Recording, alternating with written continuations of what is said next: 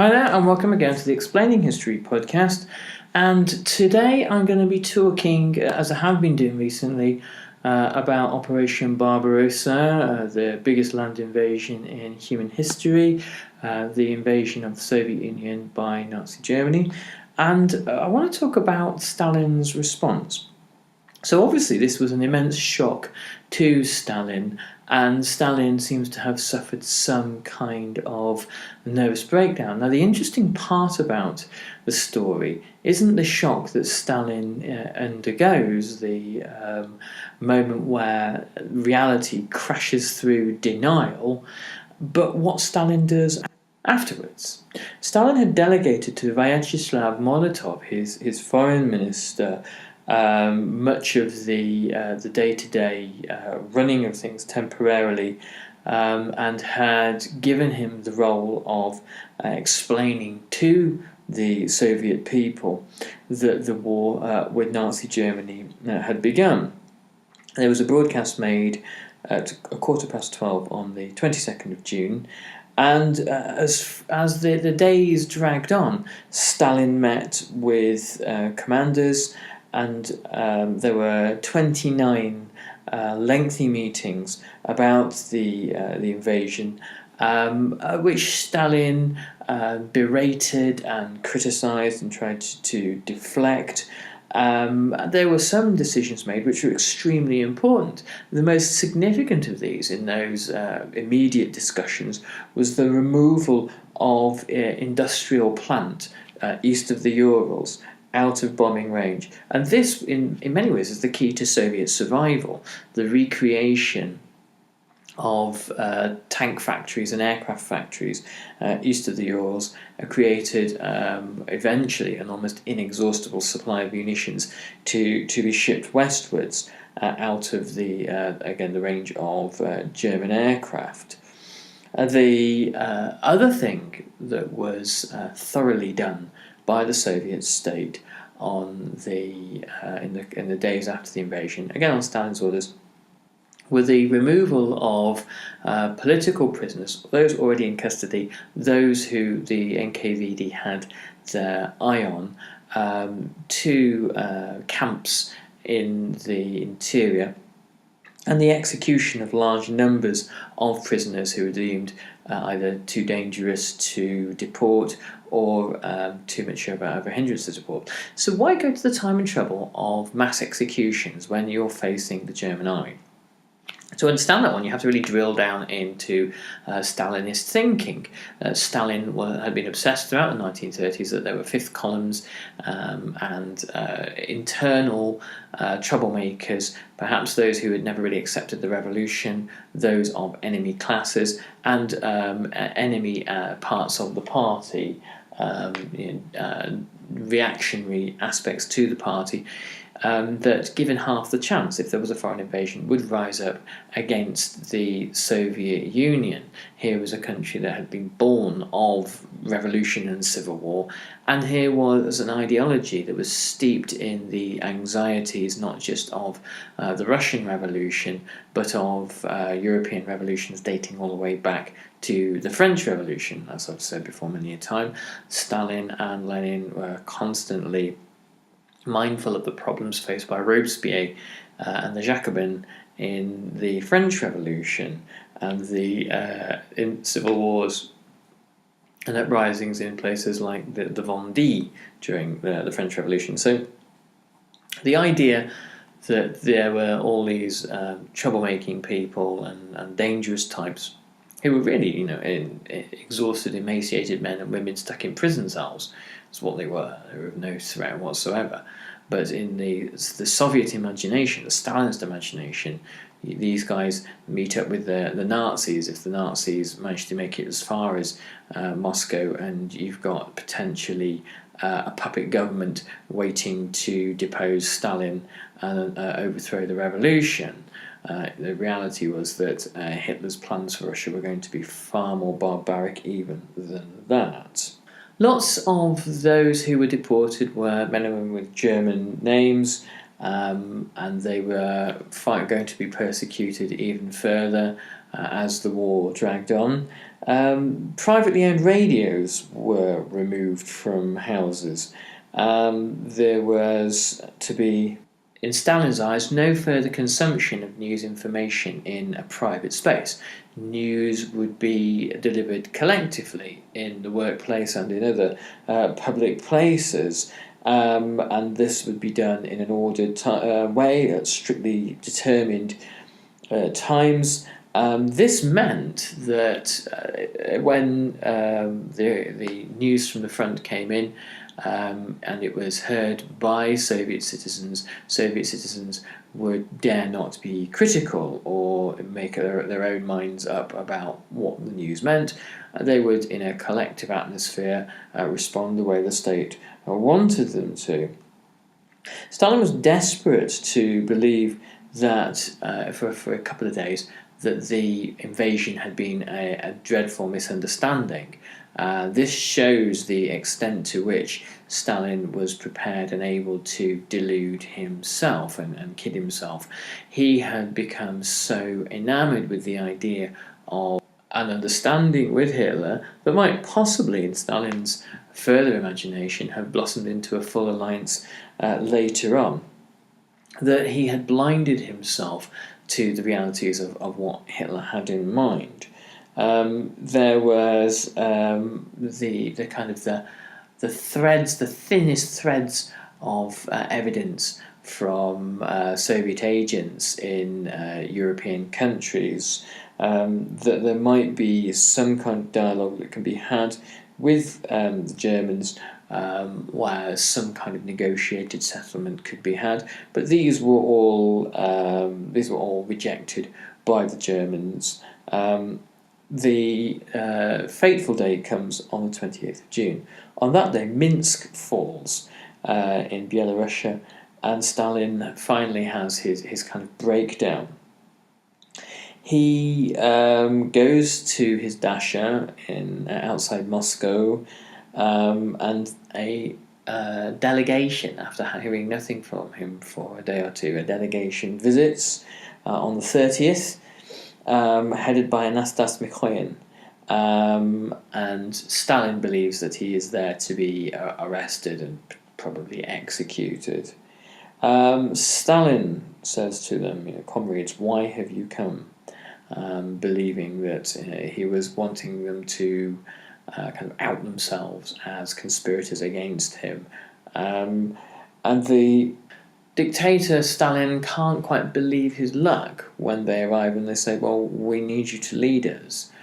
We believe that there should be essentially a military dictator for the war, a marshal. And he says, well, who do you have in mind? And they say, you, comrade Stalin. And Stalin pulls himself together and leads with a broadcast on the 3rd of July to the Russian people. In this broadcast, he starts to drop the rhetoric of class and really embrace the rhetoric of nation. Comrades, brothers and sisters, fighters of our army and fleet, I address you, my friends. He he demanded of Soviet citizens a Great Patriotic War. And the first act in that Great Patriotic War had to be, as Tsar Alexander I had done in 1812, and the destruction of everything that the enemy could find useful. That's the scorched earth policy. And he spoke long before, or days before at least, there was any suggestion of an alliance with Britain. Stalin spoke directly as the British as potential allies, and said that the Soviet Union and the British and other still fighting nations should be part of a coalition, a united front of peoples standing for freedom. Obviously, quite the idea of freedom in Stalin's eyes is really quite a kind of an obtuse one.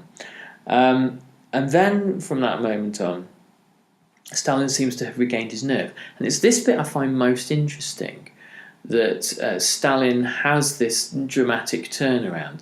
And one of Stalin's skills really is being able to finally pull it out of the bag when he realizes there are no alternatives. It is either he becomes the war leader that he finally does become, or he faces overthrow and the firing squad, or he faces German tanks in Moscow. At the end of the Second World War, Stalin, of all the war leaders, was arguably, in terms of his own goals and agenda, the most successful. Churchill failed to secure the freedom of Poland. He failed in the long term to secure the future of the empire. Roosevelt dies in 1945, and his successor Truman is unable to overturn a Soviet hegemony in Eastern Europe. So Stalin, from this kind of weak and enfeebled position in June 1941, actually manages a kind of quite an epic turnaround of fortunes, however drenching his own people in as much blood as Hitler did. Stalin became chairman of the Stavka, which was the Staff HQ, chairman of the State Committee for Defence, the People's Commissariat for Defence, and the Transport Commission, and eventually on the 8th of August he promotes himself to being Supreme Commander of the Red Army. Roosevelt's title in peacetime and wartime, as all US presidents have been, is Commander-in-Chief of the US armed forces. And Churchill was not just Prime Minister, but also self-appointed Minister for Defence, and both Parliament and Congress, respectively, voted both Churchill and Roosevelt sort of extraordinary powers to prosecute the course of the war. So all three leaders of the Grand Alliance became essentially de facto warlords, though obviously Stalin was far more capable of retaining whatever powers he thought necessary thereafter. However, Stalin's fortunes wouldn't really change until late 1942, early 1943, when he took the wise decision to hand over operations to his generals Zhukov, Konev, and others, realizing that he knew very little about the art of war, far less than, for example, his hated rival Trotsky had learned during the Russian Civil War. Stalin was opposed to retreats. His demands that the Red Army stand and fight saw countless Red Armies, countless army divisions encircled by the Wehrmacht, who were masters of tank warfare, of highly mobile warfare, and encirclement and destruction was the key to their operations. The idea that ground should be held to the last simply meant that inexperienced soldiers who were poorly equipped and poorly led were annihilated, and these were useful men who could be thrown into battle at a later time.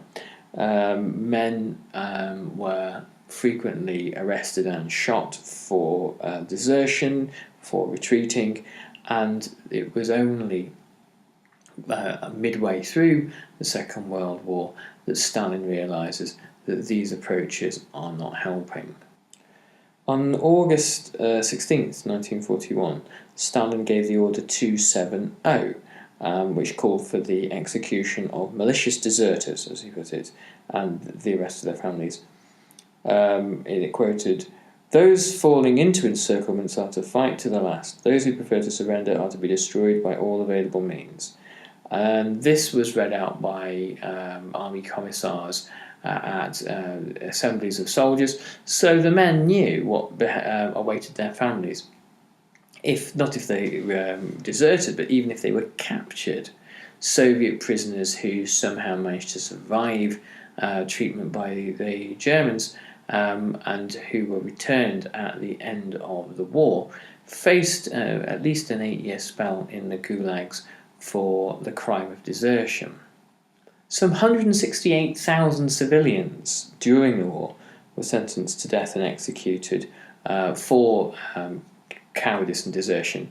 Now, these accusations cover up a vast range of different behaviours, whether these were people who were kidnapped and forced to work in the Third Reich, or they were people who fled in the face of the Nazi war machine, or they were people who were simply dislocated by war and found themselves in different parts of the country without much of an explanation. They faced the most draconian of punishments. Stalin liked to keep civilians where they were. This was a great incentive for their husbands and fathers and brothers to fight for them, and it was also a way of inducing the civilian population to fight alongside them. Some 300,000 Russian soldiers were executed by their own army, which was a larger figure than the number of British soldiers who were killed by enemy action during the entirety of the Second World War. The fate of Soviet citizens who managed to escape from the Wehrmacht and get back to their own lines was equally bleak. Soviet citizens or soldiers who were then captured by the NKVD as a result of having been in Nazi captivity were put into suicide units, shock troops to be flung at the enemy lines by way of punishment. 47,000 deserters were detained in Moscow as the German army approached, and there were large numbers of executions for a terror descended upon the city once more, as citizens and soldiers were executed for fascist agitation.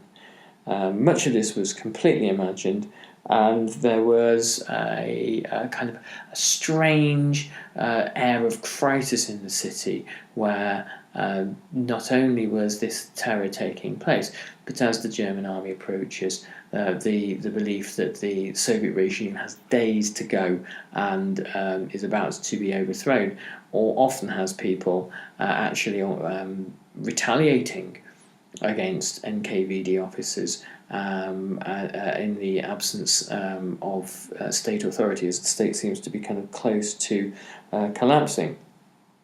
Political officers were given the same powers as operational commanders, and this is a significant problem in decision making. Soldiers understand about military and strategic decision making, and ideally don't want a political commissar there making political decisions which often run contrary to the needs of good military order or battlefield common sense. And Stalin, like Hitler, was attempting to micromanage his armies. Now, there's an interesting comparison here. So I may have mentioned before that with the Wehrmacht and the Kaiser army during World War I, the principle of Auftragstactic was what kind of informed German military success. Auftragstactic says basically sort of staff officers, field marshals, senior generals create the overall strategic picture, i.e. seize Paris. And it's down to divisional commanders on the ground, brigadiers and colonels and those sorts of figures, to decide how their armies move and how they achieve the overall objective. But because they are there in the field, they get to figure it out. Hitler began to gradually erode Auftragstactic until the general staff even have basically no room to manoeuvre, and they are simply having to carry out Hitler's increasingly perverse orders whilst he is removed from the battlefield, and divisional commanders are largely paralysed. Some report even having received phone calls from Hitler whilst in the field. Stalin, working the same process of micromanagement as we've just seen, he was the person that returns a kind of Auftrags tactic to the army by suddenly seeing the benefits of allowing not only the general staff but divisional commanders to get on with jobs and do what they're meant to do. Now, the only reason that he was comfortable doing this was because he knew that there was a sufficient amount of terror that could be inflicted that would keep generals and officers in line. Not that he particularly needed to, because following June 1941, the Soviet army, the Red Army, becomes largely motivated to repulse the enemy from Soviet soil. Soviet morale itself was obviously extremely low. Stalin had called for a partisan war, knowing his armies on the Western Front against the Wehrmacht had been destroyed. He called for partisan warfare to take on the enemy. But most Soviet citizens saw through this and saw it for the kind of the empty gesture that it was. Later in the war, obviously, it becomes a significant tool of war against Germany, but not, it would appear, in the first days of the war in 1941. The hope that Stalin placed in Great Britain and then later in the USA is often not shared by Soviet citizens, and it's hardly surprising that they've been indoctrinated against the capitalist powers for a long period of time, and it was in living memory that it was British and American soldiers invading the Soviet nation and not Germany. The great war correspondent Vasily Grossman, and I did do a thing on him a while back, spoke of an encounter with a group of peasants behind the front line. And he wrote, "They are crying. Whether they are riding somewhere or standing by their fences, they began to cry as soon as they began to speak, and one feels an involuntary desire to cry too. There's so much grief. An old woman thought she might see her son in the column that was trudging through the dust. She stood there until the evening and then came to us. 'Soldiers, take some cucumbers, eat, you're welcome. Soldiers, drink this milk. Soldiers, apples. Soldiers, curds. Soldiers, please take this.' And they cry, these women, they cry, looking at the men marching past them. Many of the young men in these columns were, of course, conscripts and had little enthusiasm for battle. They were poorly educated. Many of them were illiterate. The best soldiers that could be found were drafted into the NKVD, which grew to 600,000 strong eventually. But those who were from the Ukraine, the Baltic states and Belarusia were seen as being too unreliable and too potentially likely to embrace Nazism and work with the invader. Not that that was in any way true at all, that to be included in the NKVD. The real reason why they weren't included is obviously because in the Baltic states and in the Ukraine and in Belarusia, Stalinist terror had been in occasions at its most acute. So in an army where the officer corps had been purged, and for the first few months the bewildered recruits were simply taught only how to march, who often had no boots and very often had no rifles, who understood simply about taking cover, but only when given the command to do so. So you had men standing still when being strafed by aircraft simply because they were too frightened to do otherwise. They understood about very simple combat drill with wooden rifles, obviously wooden replica rifles, and understood the basic rudiments of trench digging, but basically nothing else. These were men who were on foot. There was no transport for them and virtually no barracks. The most important thing those soldiers had, and they learned to cherish it, was a bowl and a spoon. And they had only the experience of retreat up until midway through the war. And so it was very difficult to have any kind of morale from these soldiers, and that simply the predations of the enemy and the horrific actions of the German army in Russia eventually helped to build that morale. Anyway, I hope you found this useful. A little new feature we've got, I've created a Explaining History Facebook group, so the link to that should be in this the blurb under this podcast. If you want to talk about this podcast, discuss it, or get any feedback or advice on essays or anything like that, follow the link, join the group, and let the conversation begin. Anyway, look forward to catching you all soon, and see you in the group, and have a nice week. Bye bye.